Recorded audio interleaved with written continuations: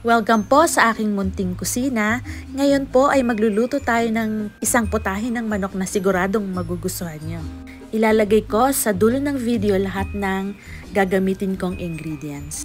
Gusto ko nga palang i-mention at i-shoutout si Meg Arcilla dahil siya ang nag-request sa akin na magluto ako ng ganitong recipe. Salamat at para sa'yo to. Nagpainit na ako ng mantika sa kawali.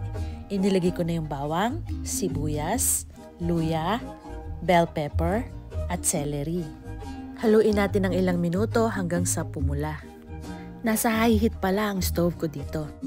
Haluin lang natin hanggang sa lumabas yung aroma. Mga 2 minuto lang to. Pagkatapos niyan, inilagay ko na yung manok. Binudburan ko ng paminta, asin at chicken powder. Tapos syempre, hahaluin natin para pumantay yung lasa. Igigisa ko lang ng bahagya yung manok sa seasonings. Takpan. Pagkaraan ng ilang minuto, baliktarin sa kabilang side. Hindi ko pa ito nilalagyan ng tubig. Ginigisa ko muna yung manok sa seasonings para kapit na kapit yung lasa.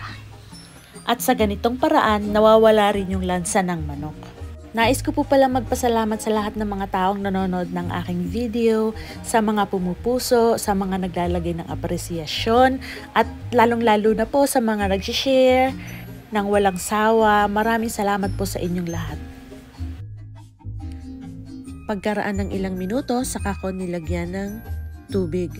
Pinakulo ko lang ng konti at pagkatapos inilagay ko na rin yung patatas. Gusto kong lutuin yung patatas kasabay nung manok para yung patatas ang magbibigay ng lapot sa sabaw. Takpan muna natin at pakuluin natin ng 30 minutes hanggang sa lumambot yung manok. Sa pagkakataong ito, malambot na yung manok kaya ilalagay na natin yung chicken curry powder at saka yung gata. Lagay din ako ng kalahating tasang gatas, fresh or evap pwede.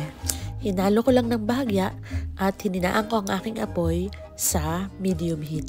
Nagdagdag nga pala ako ng patis dito pampalasa. Pakuluan pa natin ng mga 5 minuto para maluto yung gata.